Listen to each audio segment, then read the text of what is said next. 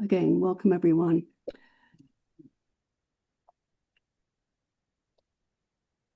So I'm going to start with a definition of a flume. So flumes are man-made channels for conveying water. They're built above the ground with a slope and use gravity to cause the water to flow. They're used in agriculture, in mining, they're used to generate power, and they're used to transport materials.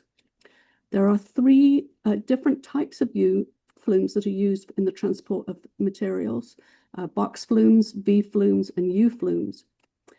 V flumes, because they require the least water and because their design can minimize lumber jams, and are considered to be the flume of choice for carrying lumber. By 1868, there were 22 lumber mills in Santa Cruz County. 12 were water-powered and 10 were steam-powered, with a capacity of 11 million board feet per year. In addition, there were 9 shingle mills with a capacity of 12 million shingles per year. The road along the west bank of the San Lorenzo River between Santa Cruz and Felton opened in that year to much fanfare. It was an engineering masterpiece, cut along the canyon wall, sometimes hundreds of feet above the water. Money to build the road was raised by subscription, and money to maintain the road was raised through tolls. At that time, there were no cost-effective transportation routes over the Santa Cruz Mountains to San Jose. The South Pacific Coast Railroad from San Jose to Felton would not be completed until 1880. All of the lumber had to be transported south to Santa Cruz, and there it was loaded onto steamer ships destined for Southern California, San Francisco, and the Sandwich Islands. Efficiently transporting the cut lumber to Santa Cruz soon became a high priority. In the mid-1800s, lumber was hauled from the mills in wagons drawn by oxen, horses, or mules. These enormously heavy wagons made their way out of the San Lorenzo Valley down the steep and dangerous trail known as Graham's Grade to the wharf in Santa Cruz, and there the cut lumber was loaded aboard waiting ships. Initially, there were plans to flume the lumber from the headlands of the San Lorenzo Valley right down to the wharf in Santa Cruz. And in 1873, an enterprise largely formed of San Jose businessmen visited the area to investigate the opportunity. Among them were capitalist Charles Silent, Clifford Owen, the publisher of the San Jose Mercury, Return Roberts, the superintendent of the San Jose Water Company, Jacob Rich, who was a capitalist and railroad investor, and brothers Charles Healy, who was the deputy surveyor, and Lucian Healy, who was a civil engineer. There was Beckwith, Roger Brown, and Milton Wilson, who was a justice of the peace. On September the 13th, 1873, it was reported in the Santa Cruz Sentinel. The project of building a flume on the San Lorenzo from Crediford's to the powder mill is a fixed fact, and work will be commenced in a very brief time, the rights of way having been secured for the entire distance. Branch flumes, or feeders, will be extended up Boulder Creek, Bear Creek, and the Central Fork as soon as the main flume is completed. In 1874, State Assembly Bill 154 was introduced by Assemblyman Thomas Rare, representing Santa Clara, in the California legislature, which would authorize the construction of a 20-mile-long flume from the headwaters of the San Lorenzo River to the Pacific Ocean. However, the lack of feeder creeks into the lower San Lorenzo Canyon made fluming technically challenging.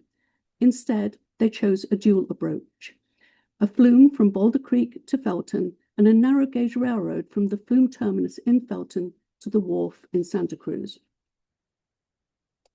On August 26, 1874, the San Lorenzo Flume and Transportation Company was incorporated with a capital stock of $500,000. 5,000 shares were issued at $100 per share. The group of Santa Clara Valley officers included Charles Silent as president, John Carter, vice president, James Morgan, treasurer, and Daniel Bailey, secretary. The Flume Company appointed Captain Richard Garrett as the superintendent. English-born Garrett was an honored Civil War veteran who, after leaving the Army, headed west to California. In 1868, he had been appointed the first agent in Central Pacific Railroad Company's San Jose station and became the general freight agent, Northern Division, for the Southern Pacific Railroad in 1874. Giles McDougall was selected to be the general contractor for the flume, and experienced flume builder Levi Hamill was selected as foreman. Hamill had reputedly been engaged on every flume of this kind thus far constructed in the state, including a 15-mile flume for the Chico Flume and Lumber Company in 1871.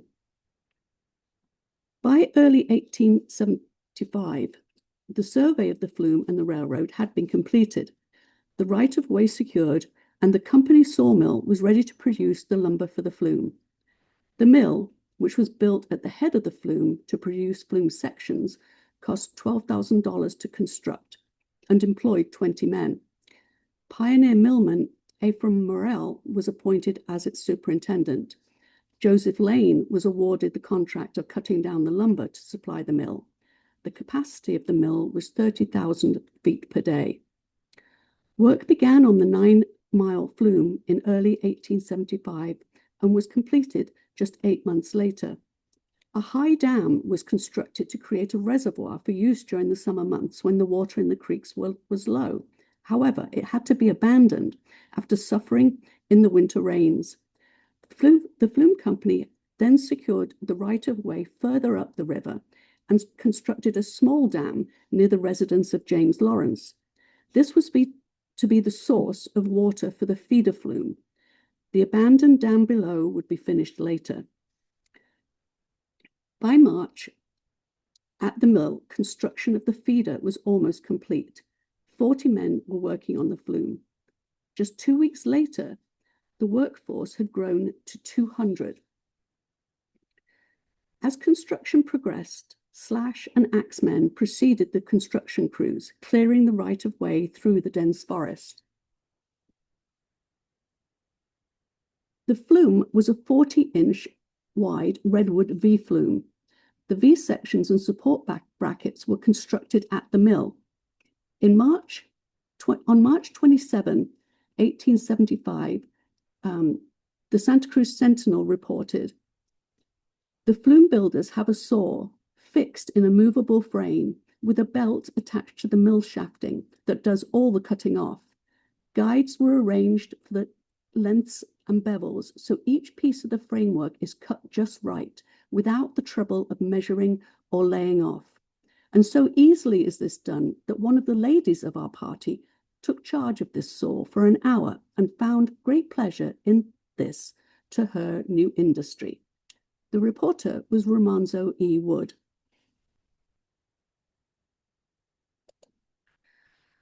R.E. Wood, as he was known, was an incredibly talented individual, an inventor, an industrialist, a landscape photographer, a traveler, showman, and a talented, opinionated, sometimes cryptic writer with a poetic bent. He wrote under many pseudonyms. In 1875, Wood used his camera to document the construction of the San Lorenzo Flume with the goal of the images being displayed at the 1876 Centennial Exposition in Philadelphia. You can read more about Wood, his inventions, and his life on our website under the online exhibition Gadgets and Gizmos. Here you see the Flume crew. On the right, the cook with the cook's horn in front of it, and on the left, the surveying crew with their equipment, both images taken by Wood.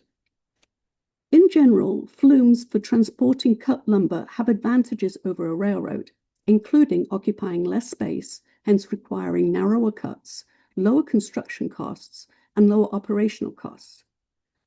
Also, they can more easily handle steep and rough terrain. The disadvantages include a less robust construction, making them vulnerable to the elements, and the innate inability to transport lumber uphill. The San Lorenzo Valley environment challenged some of the typical advantages. Flumes are usually constructed from the upper end downwards. A mill is located at the upper end where the sections of the flume are constructed. These sections are then floated down the flume to the current point of construction. A board was nailed over the upper end of the V section, forming a box. The support brackets for the V section, 3 for each length, were placed in the box and floated down the flume. I quote, "The lumber, as needed in the construction, will be sluiced directly from the mill down the flume, thus avoiding the expense of hauling." Once at its destination, the board was removed, 4 men secured the braces on the trestle work. The V section was then brought into place and firmly nailed, by which time another box had arrived from the mill. 40 to 50 sections per day were being assembled. About 125,000 board feet of lumber were used per mile in the construction. At appropriate intervals, the mill was relocated to a site further down the flume. The trestle bents are generally framed on the ground, with each of the batter posts laid roughly at the point or mudsill at which it will rest. When ready, the trestle bent would be hoisted into place with the aid of a block and tackle attached to the top of its neighbor. When in position, it would be plumbed up, spiked to the mudsill, and secured in place.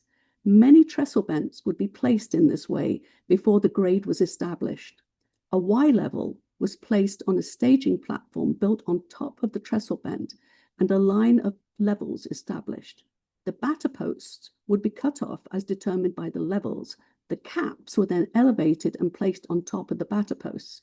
After many trestle bents had been erected, perhaps several hundred feet, cross bracing was applied. Riding in makeshift boats down the flume became an instant favorite pastime.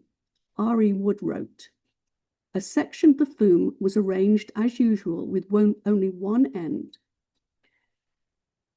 Instead of a load of braces, a brace of ladies took seats therein, also the writer. This was decidedly fine when the men held the craft and the cold mountain water went rushing on below, but the word 'ready' was given. We move with the current. The water backs up from the lower end, and with such screams and shrieks as went from earth to heaven about that time were never heard before. The high trestle work over which we were sailing fairly trembled, and the steam whistle seemed dull and low." We were all wet now, and we might as well stick with it. The smooth gliding, now along the ground or even through a cut, and now high in the air, was a decidedly new experience in our varied lives and extremely pleasant. We floated over 1.25 miles at present finished, and like a boy with a hand sled, considered the fun of riding down sufficient pay for the walking back. 2.5 miles below the flume mill, the town of Lorenzo was flourishing. A new store and a Gothic-style hotel had been built on the land of millman Joseph W. Peary, and there was great expectation that this would be the site of a principal depot. On March 15, 1875, the first freight was shipped by Flume. It was the 500-pound Flume Builders Camp cooking range. The camp was being moved, so the range, along with the cooking utensils, crockery, and bedding, were placed in a box with the cook seated on top. A similar later move was witnessed and documented in his diary by Charles Brimblecombe. Sunday, May 2nd, 1875. Mr. and Mrs. Wood took the wagon and started up the flume to take photographs. The rest of us went up the road to see the flume men move camp. They got their boxes too close, they all being in a hurry to get moved, and it dammed up the water so the boxes could hardly float at all. We watched them for some time. They were moving blankets, mattresses, tents, sleeping bunks, etc. After a while, the stove came down in fine style, though I did not see that. As it snaked down the valley, the flume crossed the San Lorenzo River 6, or by some accounts 7 times. Where the flume crossed the river, arches of 125 to 200 feet in length were needed. Much of the trestle was 30 feet high, with the highest trestle being located close to Brackney Bridge, north of Felton. This section was reported to be 70 to 95 feet high. Construction of the flume and the railroad between Felton and Santa Cruz proceeded in parallel, and on October 7, 1875, there was an impromptu excursion over the Felton Railroad. An engine and its tender and a flat car carrying 14 persons, including Charles Silent, president of the Santa Cruz and Felton Railroad, and reporters from the San Francisco Chronicle, the San Jose Patriot, local item, left Santa Cruz at 10 a.m. for Felton. They examined the flume, exchanged congratulations with the Feltonites, dined, and returned in the afternoon. The last flume arch was under construction and would be completed within a few days. The railroad was formally opened on Wednesday, October 13, 1875. The train left the wharf in Santa Cruz at 9:30 a.m., carrying several hundred people to Felton, where more had assembled. They took them on board, glanced at the end of the flume, which was about 500 feet from the track, and then journeyed back to the toll house. There they disembarked for a celebration and a picnic at Big Trees. Over 2,500 people attended the picnic, and not one returned home without so much as a scratch. At the end of October, the flume was bringing down considerable lumber for the construction of 400-foot-long platforms at the Felton Depot. At the flume terminus, lumber was plucked from the flume and slid down ramps. Cordwood, however, was dumped in a pile without regard to care. In the week of November 8, 1875, 30,000 feet of lumber were shipped down the flume for Hugh Slicer of the Oakland-based Alameda Macadamizing Company. Note the flume in the background as it enters Felton, and the Kramer House, today Humboldt Tavern.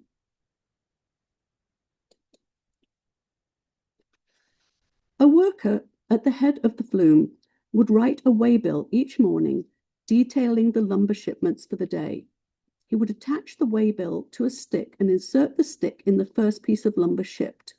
Each of the flume workers would inspect the waybill, and at the terminus, the waybill would be taken to the warehouse. This way, the flume workers and the terminus staff would know what to expect in shipments for the day. Later, the installation began of a telegraph line from Santa Cruz to the head of the flume, and that greatly improved the speed of communications. Between Santa Cruz and Felton, the line was strung on telegraph poles, but from Felton to the head of the flume, the lines were attached to the flume itself. When individual telegraph poles were floated down the flume, heavier poles would sink. To prevent such a pole from sinking and causing a blockage, an iron lumber dog was driven into each end, and they were tied together with a rope. The flume design was such that it minimized lumber jams. When a jam occurred, the water would back up behind the jam, raising the level of water in the flume, which helped to free the lumber. However, because this flume was very shallow, the difference in elevation between north of Boulder Creek and Felton is only 300 feet. It was necessary to employ flume walkers to walk along the cargoes of lumber, carrying a pickeroon to free the jams. Note the flume walker in the background holding a pickeroon, the pile of split stuff, and note the gentleman in the foreground is not guarding the flume. He is a hunter, and on the log to his right is the deer he has shot.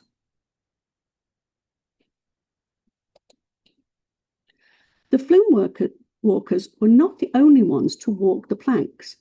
During the winter, to avoid walking along a road that was churned into knee-deep mud by passing wagons and buggies, the pedestrians often chose to travel the slippery and precarious 10-inch wide planks, intended to be used only by the official flume walkers. Walking the flume could be very dangerous. An entry in Charles Brimblecombe's diary reads, December 2, Sunday, 1875, walking back from Felton to Boulder Creek. After a while, Harmon and I took to the flume and Winnie went on. A dangerous incident happened to us. We were crossing some very high trestle work, 40 or 50 feet high, I should think, and the narrow board was wet and slippery when, quick as a flash, Harmon's foot slipped and he went down on his knees, partly on and partly off the flume. Fortunately, he fell between the board and the flume and so recovered himself. Soon after, we took to the road again. Back in 1874, in a highly strategic move, the Flume Company Vice President, John Carter, had purchased 160 acres of land from the Credifords for $6,250, including the Boulder Creek house. The land was the original Alcorn land grant that would eventually become the Boulder Creek town site. In February 1876, the State Assembly passed Bill 296, an act to authorize the Santa Cruz and Felton Railroad to purchase the property and franchises of the San Lorenzo Flume and Transportation Company. Then, in 1877, during a time of economic depression, Carter sold the land to the Flume Company, which was owned by the railroad company, for over double the amount he had paid for it, $15,000. In 1880, the South Pacific Coast Railroad across the Santa Cruz Mountains had reached Felton. Lumber could now be shipped through Glenwood and Los Gatos and on to San Jose and Alameda. The South Pacific Coast Railroad was now operating the flume from Boulder Creek to Felton, as well as the railroad from Felton to Santa Cruz. This route opened up the valley to tourists, new homesteaders, and businesses, and the lumbering industry boomed. In 1881, Doherty's Zianti sawmill on the South Pacific coastline was shipping 20 carloads of lumber daily to San Jose. More feeders were again being added to the flume to increase the water, and one day in June, it was reported that 110,000 feet of lumber were shipped down the flume to Felton, the most ever shipped in a day. The flume's capacity had doubled during the last 6 months. Here you can see the flume as it enters what will become Boulder Creek Railroad Yard, passing by Boulder Creek House as it heads north. Note the place at which it crosses Boulder Creek. However, the rising cost of maintaining and operating the flume and the inability to further increase the capacity of lumber shipped was becoming an escalating problem, and thus, in 1883, the Felton and Pescadero Railroad Company, a wholly owned subsidiary of the South Pacific Coast Railroad, announced its intention to build a railroad from Felton north along the flume route. In Felton, the residents decided to incorporate in order to prevent the railroad passing from the current depot north directly along the main street, Baldwin Street, now Highway 9. And instead, the railroad company chose to build the route from the South Pacific Coast Depot 1/2 mile to the east of town. That's the depot at Roaring Camp. There was much speculation in the local press as to which location would be chosen for the railroad's northern terminus. While the post office, which had been established in 1872, bore the name Boulder Creek, the small settlement at the confluence of Boulder Creek, Bear Creek, and the San Lorenzo River was simply referred to as Boulder. Joseph Peary's Lorenzo, on the other hand, was a growing and thriving town. However, since the company already owned the flat land just south of the Turkey Foot, it would be there that the new town of Boulder Creek would be laid out. So downtown Boulder Creek, as it is today, is known as a spike town, a town established close to a rival town on land that the railroad purchased at a much lower cost. This happened all over California. Typically, as a generous gesture, the railroad would give the choicest lot to the local school district.